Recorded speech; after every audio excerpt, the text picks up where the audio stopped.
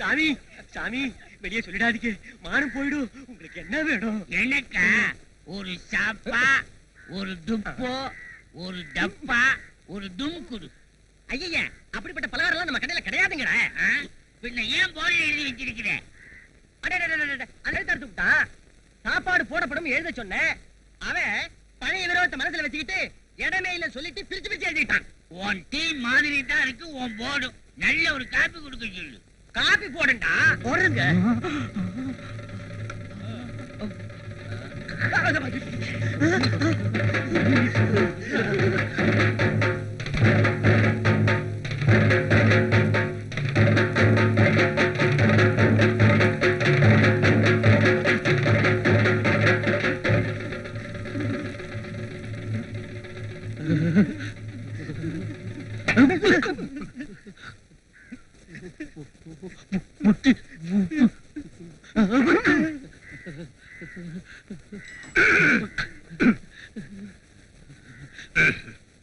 உங்களுக்கு என்ன வேணும்? கப்பா சிங்களா ஸ்பெஷலா சதாவா?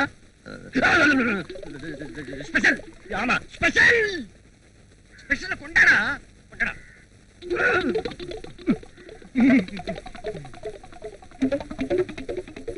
அண்ணாத்த இதுக்கு மேல நம்ம கடையில கிடையாது.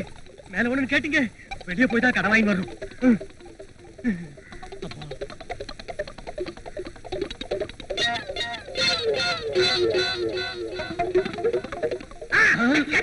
கேட்கலையே வரல அப்படி மடக்கனே அவ்வளவுதான்.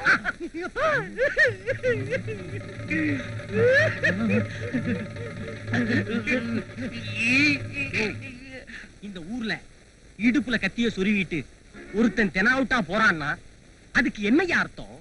நம்ம ஊரு பெரிய பண்ணைக்கு சமாதி கட்ட வந்துட்டான்னு அர்த்தம்.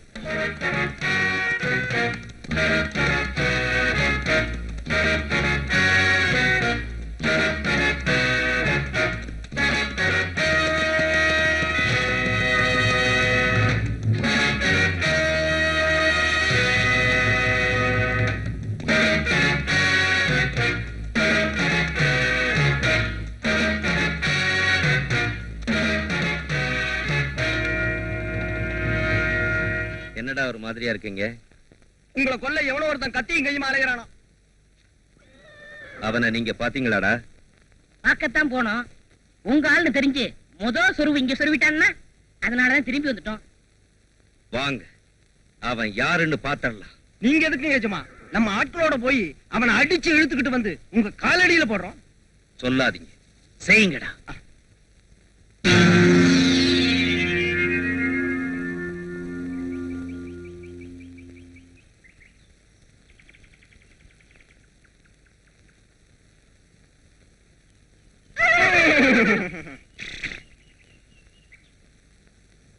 கணக்கிறமே காதுல விழுதுல.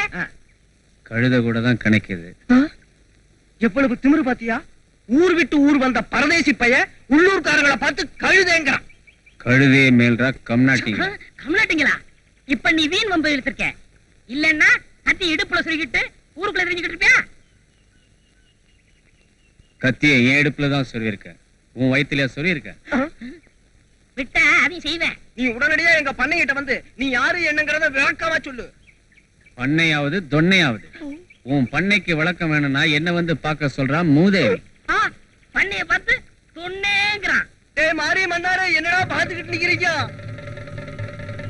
உத்தரவு வரலையே. உத்தரவு என்னடா உத்தரவு? போய் உதங்கடா உதங்கடா.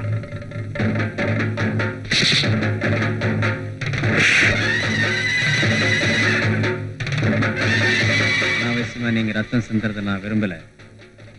மரியாதையா போயிடு. என்னடா மேட்ட?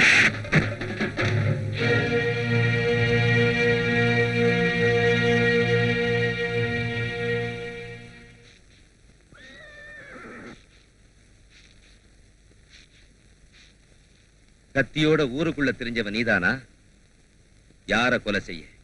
செஞ்சதுக்கு அப்புறம் தெரிஞ்சுக்குவேன். ஓ,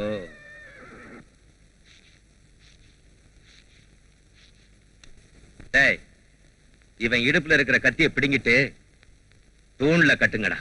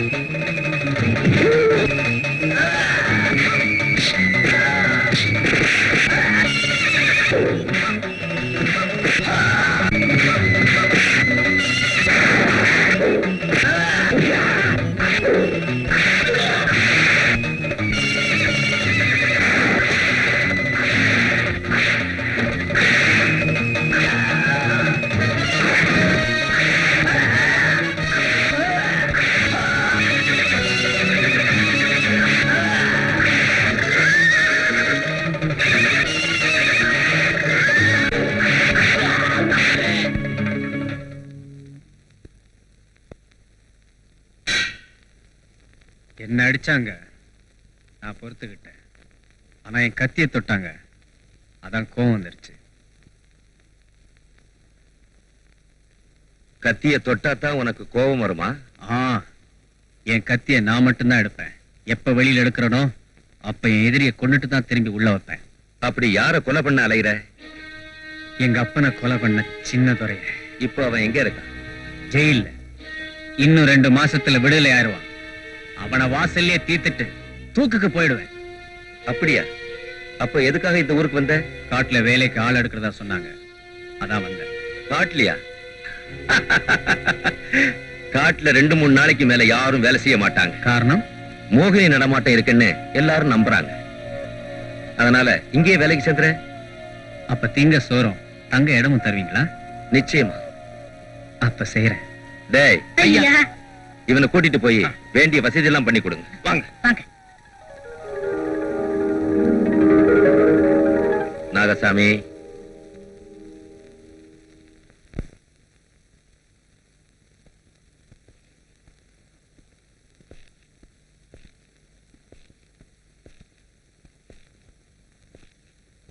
முன்ன பின்ன தெரியாத ஒரு முரடனை வேலைக்கு வச்சிருக்கேனேன்னு ஆச்சரியமா இருக்கா? நாகசாமி, இப்படிப்பட்ட துணிச்சல்காரனை துணையா வச்சுக்கிறது எப்பவுமே நல்லது. ஐயா, உங்க திறமை யாருக்கு வரும்?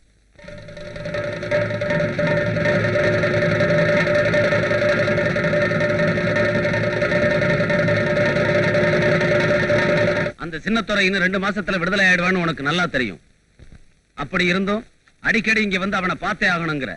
அவனும் யாரையும் பார்க்க மாட்டேன்னு அடம் பிடிக்கிறான். என்னப்பா இதெல்லாம்? இப்ப அவன் என்ன பார்க்கலன்னா பரவாயில்ல. 2 மாசத்துக்கு அப்புறம் நான் அவனை ஒரேடியா பாத்துக்கிறேன்.